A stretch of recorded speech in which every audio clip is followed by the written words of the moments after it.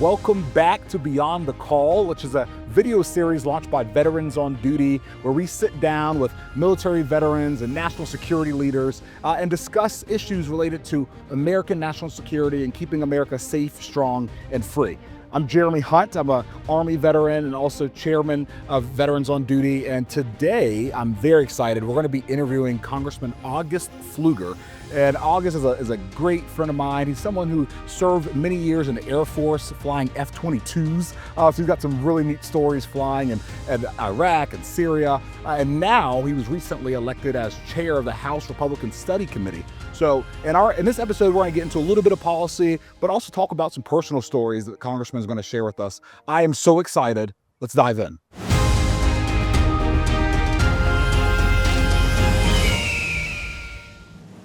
Congressman Pfluger, thank you so much for making time for us today. I'm so excited. It's always good to see you. Oh, it's great to see you. You've been a dear friend of Veterans on Duty and a dear friend of me for many years now. So I'm just thankful for you and thankful for your mentorship. I want to start by really sharing with the audience your story of service. You know, you're a 20-year Air Force veteran flying F-22s. Was that always your dream? How did that come about for you? It actually was. So I had a grandfather that was a pilot during World War II, and that inspired me to want to get in.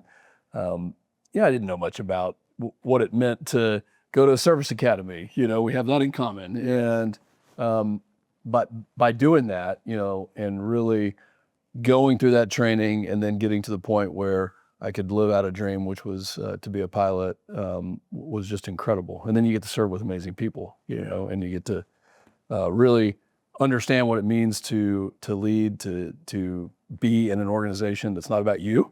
Yeah. It's about a team. It's about a country. It's about, you know, an idea. Incredible. And it wasn't 20, it was 19 and a half active duty years, okay.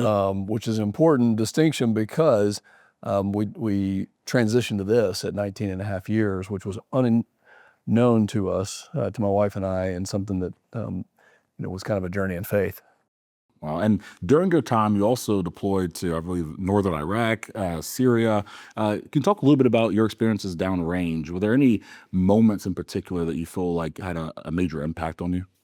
Yeah, absolutely. So I was selected to be a squadron commander, and they sent me to a unit in the Middle East that was actually at a base that we didn't disclose the bases at that time. We do now, but Al Dhafra in the UAE. And I had the opportunity to command literally hundreds of airmen, where we ran the airfield, we ran the weapons operation, which was the planning for all of the things that were going on at that time. This was 2016 to 2017, the height of the ISIS war, a coalition of literally 70, 80, 90 countries that were coming together to fight ISIS. That was a horrible terrorist group that was in Iraq, in Syria. And in addition to being able to lead airmen in a variety of different ways that were even outside of the normal duties for a fighter pilot, I also flew combat missions, which, leadership in the air is different than it is on the ground. But what a rewarding time to be able to come together with other nations, with our joint partners, the Army and the Marines, the Navy, and to be able to do something that when you stand up for freedom, this was, I think, and will always be regarded as an effort where we were protecting innocent people that we'll never know. You know, we will literally probably know. No one will ever get the chance to know these folks in Iraq and Syria that were being terrorized by ISIS. But that shining beacon on the hill does mean something. Yeah. And this was an example for me personally in my career where it was very rewarding. Amazing. And so coming back, you get back home and that your hometown of Texas and coming back, deciding to serve here in Congress. What was that decision making like, and how did that develop for you? You know, I grew up in a great area, one that people serve all the time, whether it was military or just in the community. They're always giving back, and so I learned that at an early age. And this was, we like to say in the military that luck and timing are more important than just being good. And that has certainly been the case in my career. We, again, didn't plan to do this. I was always interested in this kind of public service, but the seat became an open seat. The member who had been there for 16 years, chairman of several committees, decided to retire. And so went forward on a faith journey that this was another way to serve. And it is awesome to be able to represent the area that I grew up in, that my family and extended family still live in, to know the values, and to be able to now come to Congress and stand up for, I think, what is one of the most incredible districts in the entire country. We have agriculture, we have energy, we've got several military bases, and just the values of the people there. It's very rewarding. Yeah, and congratulations to you. You recently were elected as chair of the House Republican Study Committee, and I know that you've had quite a few priorities that you've been pushing there. One I wanted to talk about in particular is the ACES Act that you recently introduced. Can you talk a little bit about what that's all about, and for folks at home, why they should keep an eye out for that? Well, thank you. The Republican Study Committee, it's great to be, before I talk about ACES, 189 members, the largest organization in Congress. It is a policy-focused organization where we talk about the issues at hand and how do we govern with those issues? How do we translate those into legislation? The ACES Act is one of those issues. And I'll tell you, unfortunately, in the aviation community, I've known way too many men and women in their 30s and 40s who have gotten cancer. And there were studies done by the DoD that said, yes, we know that there is a higher correlation between certain types of cancer rates for those who are in aviation, pilots specifically, but also aircrew members. So now the next step is taking that information and getting the VA to expand the study and to really start determining causation. And that's what the ACES Act does. So I'm proud to say that it's going to come to the House floor for a vote. And we've really moved quickly. I have several friends that are unfortunately battling cancer right now. And more people have reached out to me and our Mach 1 caucus of aviators here in Congress that have experienced this. So this is the right thing to do, because these pilots and aircrew are putting their lives at risk, but we're also being exposed to different things that we may not even know or didn't know at the time, and that has led to higher rates of cancer. We need to take care of our veterans, and their long-term health is critical. That's why I'm leading on this issue, to help take care of the people that are literally willing to fight and give their lives for us, for our country. And I appreciate your leadership on the veterans issues, national security issues. I mean, you have just really led the way.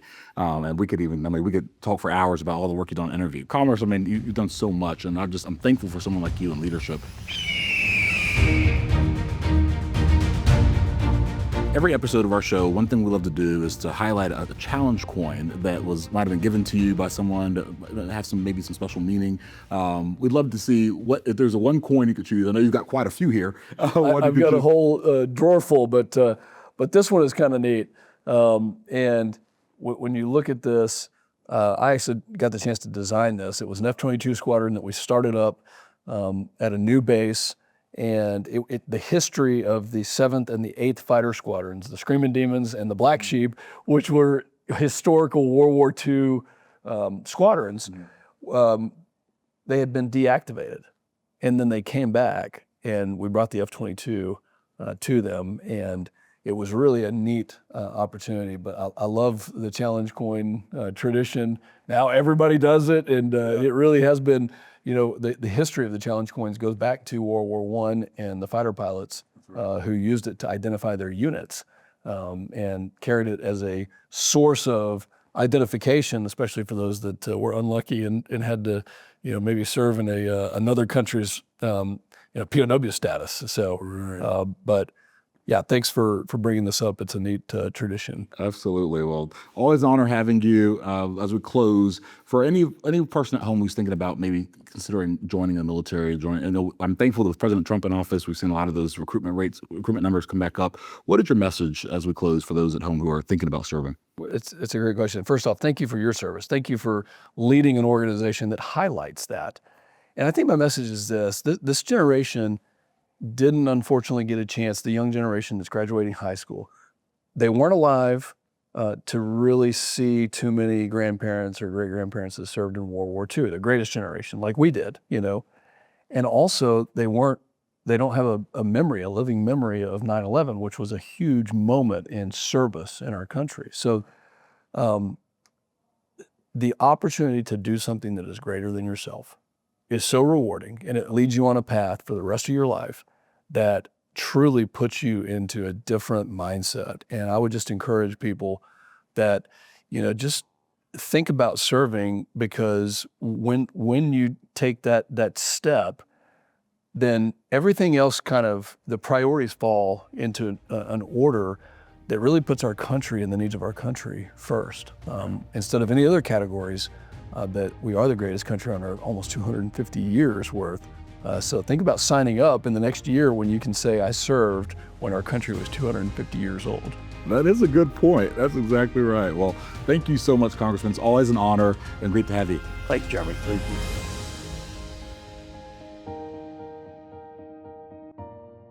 Here at Veterans on Duty, we are a policy advocacy organization focused on making sure our military is strong, lethal, and focused. All of that, of course, is about making sure America is safe, strong, and free. Those are the values that we hold dear at Vets on Duty, and that's why we're going to be sitting down with different leaders, veterans, policymakers, even some elected officials in our Beyond the Call video series. Stay tuned and join us.